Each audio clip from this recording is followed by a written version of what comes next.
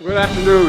Today I have some good news to report from the Middle East. I spoke with the Prime Minister of Israel and Lebanon. I'm pleased to announce that their governments have accepted the United States proposal to end the devastating conflict between Israel and Hezbollah. Beirut സമയം ഇന്ന് പുലർച്ചെ 4 മണിയോടുകൂടി ഹിസ്ബുള്ളയും ഇസ്രായേലും തമ്മിലുള്ള വെടിനിർത്തൽ പ്രാബല്യത്തിൽ വരുമെന്ന് American president Joe Biden പ്രഖ്യാപിച്ചു. ഈ വെടിനിർത്തൽ 60 ദിവസത്തേക്കുള്ളതല്ല എന്നും ഇതൊരു ശാശ്വത വെടിനിർത്തലായിരിക്കുമെന്നും US പ്രതിനിധി ആമോസ് ഹോച്ചസ്റ്റെയിൻ അൽ ജസീറയ്ക്ക് നൽകിയ ഇന്റർവ്യൂവിൽ വ്യക്തമാക്കി. വ്യോമാക്രമണങ്ങളും റോക്കറ്റ്, മിസൈൽ, ഡ്രോൺ ആക്രമണങ്ങളും എല്ലാം അവസാനിപ്പിക്കുവാനുള്ള കരാറായിരിക്കും പ്രാബല്യത്തിൽ വരുന്നതെന്നും അദ്ദേഹം വ്യക്തമാക്കി. അതിർത്തിയിൽ നിന്നും 2-3 കിലോമീറ്റർ ലബനാനിൽ പ്രവേശിച്ച ഇസ്രായേൽ ആർമി ലബനീസ് മിലിറ്ററി വിന്യസിക്കുന്നതുവരെ അവിടെ തുടരുമെന്നും അദ്ദേഹം അറിയിച്ചു. ഇതിൽ നിന്നും ഒരു കാര്യം വ്യക്തമാവുന്നത് ഇതുവരെയും ഇസ്രായേലിന് ലബനാനിലെ ഒരു ഗ്രാമം പോലും പിടിക്കുവാൻ സാധിച്ചിട്ടില്ല എന്ന യാഥാർത്ഥ്യമാണ്. UN സെക്യൂരിറ്റി കൗൺസിലിന്റെ 1701 പ്രമേയം നടപ്പിലാക്കുക എന്നതാണ് ഈ വെടിനിർത്തലിന്റെയും ലക്ഷ്യം. കരാർ അനുസരിച്ച് 6 നിബന്ധനകളായിരിക്കും പ്രധാനമായും പ്രാബല്യത്തിൽ വരുന്നത്. ഇരു കൂട്ടരും, അതായത് ഹിസ്ബുള്ളയും ഇസ്രായേലും തമ്മിൽ വെടിനിർത്തൽ നടപ്പിലാക്കണം. 60 ദിവസം വരെ മാത്രമേ IDF സാന്നിധ്യം ലബനാൻ അതിർത്തി പ്രദേശങ്ങളിൽ ഉണ്ടാവുകയുള്ളൂ. IDF പട്ടാളത്തെ പിൻവലിക്കുമ്പോൾ തൽസ്ഥാനത്ത് ലബനീസ് സൈന്യത്തെ വിന്യസിക്കും. തെക്കൻ ലബനാനിൽ ഇസ്രായേൽ നിയന്ത്രണത്തിലുള്ള ബഫർ സോൺ ഉണ്ടാവുകയില്ല. US-ന്റെ നേതൃത്വത്തിലുള്ള 5-അംഗ കമ്മിറ്റിയുടെ മേൽനോട്ടത്തിലായിരിക്കും വെടിനിർത്തൽ നിബന്ധനകൾ നടപ്പിലാക്കുന്നത്. ലബനാനു വേണ്ടി ആയുധം വാങ്ങിക്കുന്നതും നിർമ്മിക്കുന്നതും ലബനീസ് സർക്കാരിന്റെ മേൽനോട്ടത്തിലായിരിക്കും. ഈ 6 നിബന്ധനകളായിരിക്കും പ്രധാനമായും വെടിനിർത്തലിനെ തുടർന്ന് നടപ്പിലാക്കാൻ പോകുന്നത്.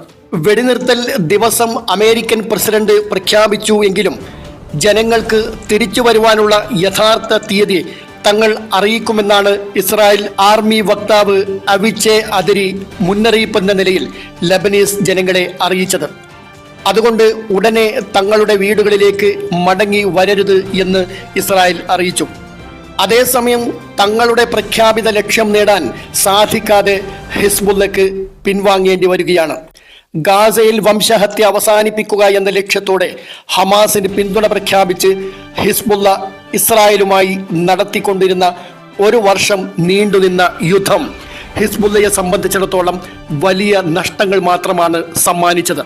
ഉന്നതരായ നേതൃനിര തന്നെ ഇല്ലാതാവുകയും ഒപ്പം സൈനിക ബലവും സ്വാധീനവും ദുർബലമാവുകയും ചെയ്തത് ഹിസ്ബുള്ളയ്ക്കും അതുവഴി ഇറാനും വലിയ ക്ഷീണം തന്നെയാണ് ഉണ്ടാക്കിയിരിക്കുന്നത്.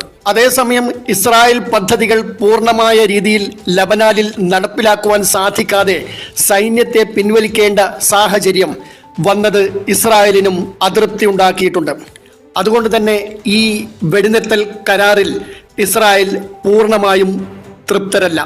ലബനീസ് ഇസ്രായേൽ അതിർത്തി പ്രദേശത്ത് ഒരു ബഫർ സോൺ സൃഷ്ടിച്ച് നിയന്ത്രണം കയ്യിൽ വെക്കാമെന്ന ഇസ്രായേൽ പദ്ധതി യാഥാർത്ഥ്യമാവാതെ പോവുകയാണ്.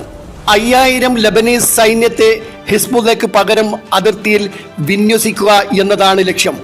എന്നാൽ ലബനീസ് സർക്കാരിന് എത്രത്തോളം കാര്യങ്ങൾ നിയന്ത്രിക്കുവാൻ സാധിക്കുമെന്നത് പ്രധാനപ്പെട്ട ചോദ്യമാണ്. അതിനുള്ള വിഭവങ്ങളോ സമ്പത്തോ ആൾബലമോ ഉപകരണങ്ങളോ ആയുധങ്ങളോ ആവശ്യത്തിന് ലബനീസ് സർക്കാരിന്റെ കയ്യിലില്ല എന്നതാണ് ഉയരുന്ന വലിയ വെല്ലുവിളി. മേഖലയിൽ ഇതൊക്കെയും പതിറ്റാണ്ടുകളായി കൈകാര്യം ചെയ്തുകൊണ്ടിരുന്നത് ഹിസ്ബുള്ളയായിരുന്നു. അതുകൊണ്ട് തന്നെ ഹിസ്ബുള്ളയുടെ ഭാഗധേയം പൂർണ്ണമായും അവസാനിപ്പിച്ച് ലബനാൻ സർക്കാരിന്റെ നിയന്ത്രണത്തിൽ കൊണ്ടുവരിക അത്ര എളുപ്പമല്ല. ഈ സാഹചര്യങ്ങളുടെ ആനുകൂല്യത്തിൽ ഇസ്രായേൽ സൈന്യത്തിന്റെ പൂർണ്ണമായ പിന്മാറ്റം ഏതുവരെ നീണ്ടു നിൽക്കുമെന്നത് കാത്തിരുന്നു കാണേണ്ട കാര്യം തന്നെയാണ്.